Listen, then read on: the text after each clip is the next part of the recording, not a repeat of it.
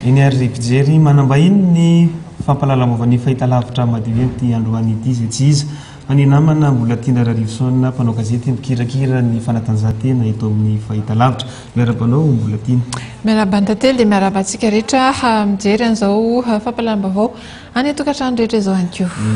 Efa hitantsika tao amin'ny fahitalavitra ihany ny dokam-barotra mahakasika indrindra ny trophée mahery amin'ity taona 2024 ity. Mino fa izay indrindra no entinao amin'ny mpanaraka ny vaovao amin'ity alina ity. Rehefa nisy somary fikarakarana kely zany moa tantely dia raikitra fa dia amin'ny alahady fahaenina ny volana marsa izao tokoa no vitanao eto amin'ny fahitalavitra ny MATV izay fandarana manokana trophée mahery ho an'ny taona 2024 zay ny trophée mahery moa tsy saivina hatrany ho an'ireo izay mbola tsy nijery an'izay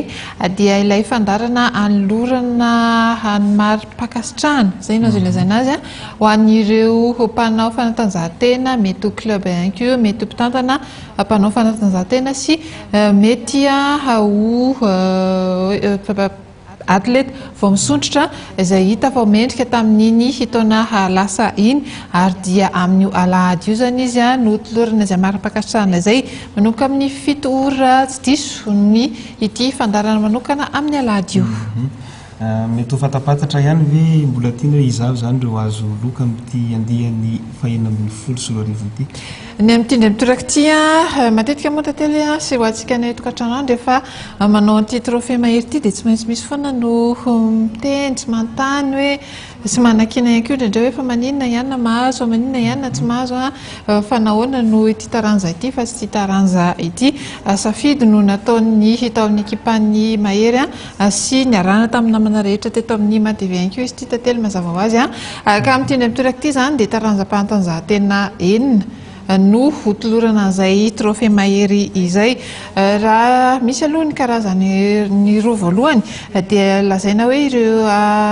talenta vao misonitra izy ireo satria mbola tanora dia tanora. Eo aloha eo amin'ny taranja tenisy Sampras Rakotondraibe mpilalao tenisy vao 12 taona nefa dia efa manana ny maha izy azy. Eo ihany koa eo amin'ny taranja lomano Sitraka Karalefy izay mety tsy fataparantsika loatra izy eto fa dia manana ny maha izy azy ihany koa izy any ivelany any Marseille any izy no manoma tena fantatra amin'ity taranja lomano ity kanefa dia mitondra ny akanjo ba ny ekipa pirenena malagasy izy rehefa mifaninana.